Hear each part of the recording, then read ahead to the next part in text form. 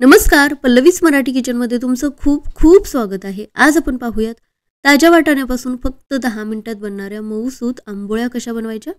या आंबोळ्या बनवण्यासाठी आपल्याला डाळ आणि तांदळाची सुद्धा गरज नाही किंवा बॅटर आपल्याला रात्रभर भिजवायची सुद्धा गरज नाही। सकाळच्या नाश्त्यासाठी किंवा मुलांच्या टिफिनसाठी सुद्धा अगदी झटपट या आंबोळ्या बनवू शकता। तर या आंबोळ्या बनवण्यासाठी डाळ आणि तांदूळ न वापरता पोहे आणि रवा वापरणार आहे। तर त्यासाठी एका भांड्यामध्ये एक छोटी वाटी पोहे घेतलेले आहेत। तर आपण जे कांदे पोहे बनवण्यासाठी पोहे वापरतो तेच इथे मी घेतलेले आहेत। हे पोहे व्यवस्थित निवडून चाळून ठेवलेले आहेत, त्यामुळे आता फक्त 2 वेळा स्वच्छ धुवून घेतले। 3 ते 4 चमचे यामध्ये पाणी घ्यायचं। 5 ते 6 मिनिटे हे पोहे भिजत ठेवायचे। या वेळेमध्ये ते अगदी व्यवस्थित मऊ होतात आणि त्यामुळे मिक्सरला सुद्धा व्यवस्थित बारीक होतात। त्यानंतर इथे मी एक मोठी वाटी ताजा वाटाणा घेतलेला आहे। या ठिकाणी तुम्ही फ्रोझन वाटाणा सुद्धा वापरू शकता। वाटाणा सुद्धा स्वच्छ धुवून घेतलेला आहे। आंबोळ्या तर आपण नेहमीच बनवतो, पण अशा पद्धतीने वाटाणा वापरून केलेल्या आंबोळ्या अतिशय चविष्ट सुद्धा बनतात आणि पौष्टिक सुद्धा बनतात। आता एका मिक्सरच्या भांड्यामध्ये 7 ते 8 लसणाच्या पाकळ्या, थोडीशी कोथिंबीर घेतली, त्यासोबतच 2 इंच आल्याचे तुकडे आणि 1 हिरवी मिरची घेतली। 1 चमचा धने आणि 1 चमचा जिरे सुद्धा यामध्येच घेतले। अगदी लहान मुलांसाठी बनवत असाल तर मिरची नाही वापरली तरी सुद्धा चालेल। आता यामध्ये धुवून घेतलेले वाटाणे सुद्धा ऍड करायचे। थोडंसं पाणी घालून याची पेस्ट बनवून घेऊयात। तर मिक्सरला 3 ते 4 वेळा फिरवून घेतलं, बारीक अशी पेस्ट बनवायची। तर हे पहा, अगदी बारीक अशी याची पेस्ट करून घेतलेली आहे। आता या वेळेमध्ये पोहे सुद्धा अगदी मऊ असे भिजलेले आहेत। आता याच पेस्टमध्ये हे भिजवून घेतलेले पोहे ऍड करायचे। त्यासोबतच एक छोटी वाटी बारीक रवा सुद्धा आपल्याला यामध्ये ऍड करायचा आहे। उपमा बनवण्यासाठी जो आपण रवा वापरतो तोच मिक्सरला 3 ते 4 वेळा फिरवून मी बारीक करून घेतलेला आहे। बारीक रवा वापरल्यामुळे थोडासा बॅटरला चिकटपणा येतो, बाइंडिंग सुद्धा खूप छान येतं। त्यासोबतच एक छोटी वाटी दही सुद्धा आपल्याला यामध्ये ऍड करायचं आहे। थोडंसं पाणी घालायचं आणि चवीपुरतं मीठ घालून 3 ते 4 वेळा फिरवून याची सुद्धा पेस्ट करून घेऊयात। तर 3 ते 4 वेळा मिक्सरला फिरवून घ्यायचं, म्हणजे यामध्ये घातलेले जे पोहे आहेत ते व्यवस्थित बारीक होतात।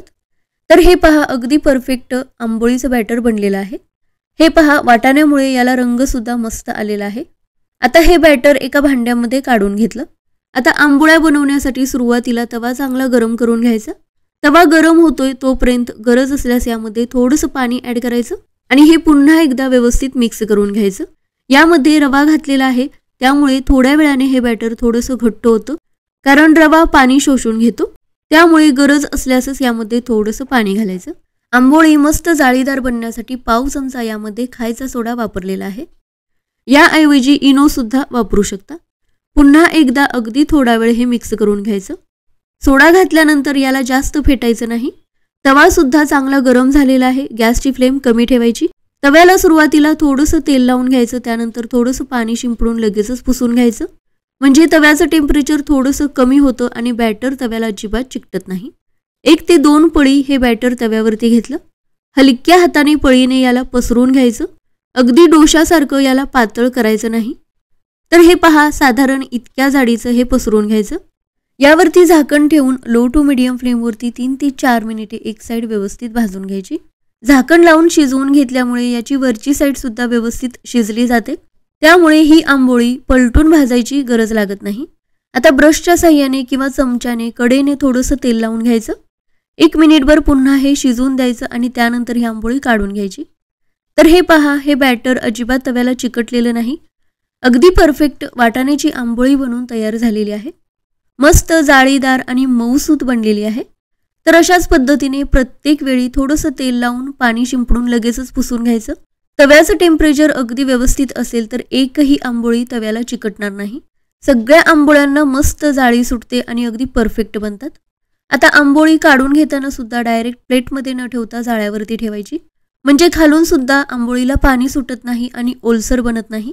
तर अशा पद्धतीने सगळ्या आंबोळ्या करून घेतलेल्या आहेत। 1 वाटी वाटाण्यापासून 7 ते 8 आंबोळ्या बनलेल्या आहेत। खोबऱ्याची चटणी, शेंगदाण्याची चटणी किंवा अगदी सॉस सोबत सुद्धा या आंबोळ्या चवीला खूप छान लागतात। सकाळच्या नाश्त्यासाठी किंवा मुलांच्या टिफिनसाठी या पौष्टिक आंबोळ्या नक्की करून पहा। हे पहा, अतिशय मऊसूत आणि नाजूक अशा या आंबोळ्या बनलेल्या आहेत।